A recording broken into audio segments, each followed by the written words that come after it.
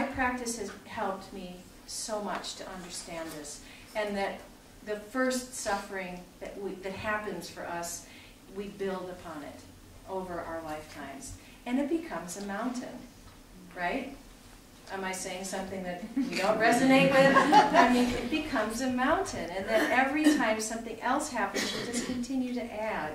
And when we understand that, and then our reactivity around the suffering of others, and our ability to actually be with what is, makes this tremendous difference. It has made a tremendous difference in my practice, in my midwifery practice. About my own background in working with addiction issues, I've had a lot of addiction problems in my family.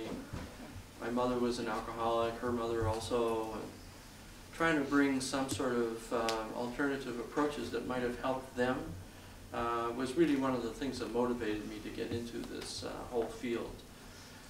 But this whole issue about addiction being, like, many people see it as a moral problem. You know, it's your fault that you're an alcoholic, and it's really something that you should feel ashamed about, or we have the war on drugs, locking people up, punishing them for these kinds of behaviors. And then on the other hand, we have this sort of the more physical disease model that says, no, these are factors, addiction is due to factors beyond your control. It's a genetic, biological kind of thing, and you know, once you start drinking, it kicks in. So it's not your fault, but you do need medical treatment. So now there's a lot of pharmacotherapies available for people to try and deal with their cravings. Naltrexone or composite or whatever, to reduce the craving that might otherwise precipitate relapse. In the spiritual model, the craving is seen more, at least from the mindfulness perspective, consistent with Buddhist philosophy that talks about aversion and craving as the continuum that motivates a lot of our behaviors. And trying to search for a middle way. Is there some kind of approach that would allow you to experience pleasure, of course, because you're not trying to deny yourself of all pleasures, but not pleasures that get you hooked. Because if you're hooked, the pleasures, they may be still immediate, you may still feel good when you use the drug right away, but then because of the problems that are going to crop up in terms of future dependency and where you're going to get your next fix from, and problems that it's causing you in your family and other health problems and things, it's going to be, you know, a challenge.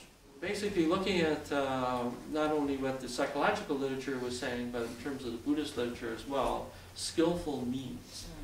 What happens when you're in a situation where you're feeling a strong trigger, you're having strong cravings, what can you do to kind of get through that situation without giving into it? And we talk to our clients about craving as, if you can imagine craving, maybe it shows up as an animal. In this case, I hate to say this, but the pig. The pig stands for the problem of immediate gratification. The pig is saying, give it to me, I want it now, you know.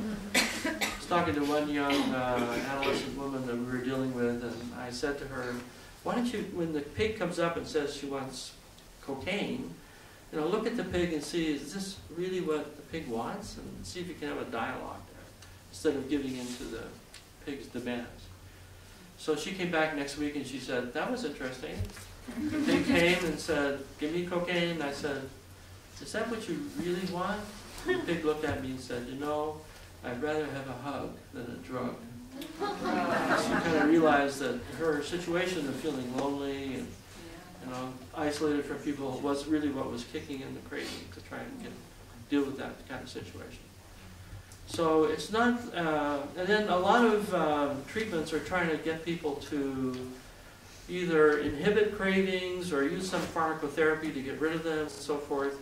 And in the mindfulness perspective, it's much more recognizing that the cravings are there, that they can pass, that you don't have to give in to them.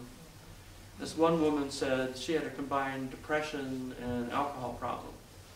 And she felt that she just couldn't quit drinking at first because nothing else worked for depression. She just wasn't ready to quit.